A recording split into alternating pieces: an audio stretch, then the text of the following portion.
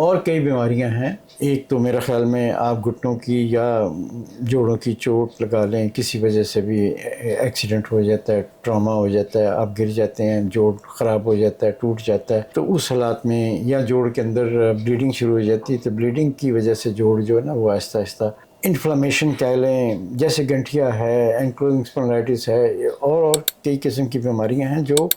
جوڑوں کو خراب کرتی ہیں پرائمریلی. ان میں بھی جوڑ جلدی خراب ہو جاتے ہیں, تو اس میں کارٹلیج کے علاوہ اور باقی جو ارد گرد کے جو کیپسول ہیں, جھلی, سنوویم وغیرہ وغیرہ, وہ سب چیزیں خراب ہوتی ہیں. تو وہ اس کیٹیگری میں نہیں آتا جس میں کہا جائے کہ جی یہ شکست و ریخت. شکست و ریخت نہیں ہے, وہ پرائمریلی جوڑوں کی بیماری ہوتی ہے جو سیکنڈریلی یا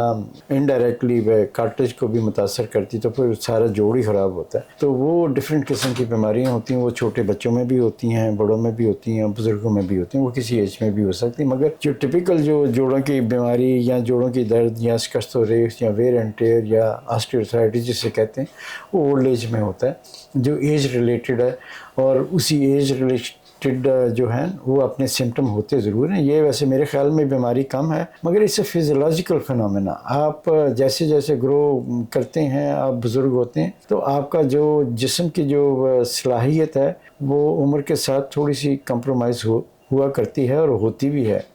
جس کی وجہ سے کئی پرابلمز آتی ہیں. آپ اس کو ماڈیفائی اپنے حالات کے مطابق, اپنی سوچ سمجھ کے اور ڈاکٹروں کی ہدایات کے مطابق آپ اس کو ماڈیفائی کر سکتے ہیں, اور آپ اس کو بہتر طریقے سے نپٹ سکتے ہیں. سو میرے خیال میں یہ ایجنگ پروسیس بیماری نہیں ہے, مگر کچھ حالات میں جوڑ اتنے خراب ہو جاتے ہیں کہ ان کو کسی میڈیکل ٹریٹمنٹ کی ضرورت پڑ جاتی ہے, جو فزیوتھراپی بھی ہے, جو میڈیکل ڈرگس بھی ہیں, پین کلر ہے, سوزش کو کم کرنے کی دوائیاں ہیں, سرجری بھی ہے.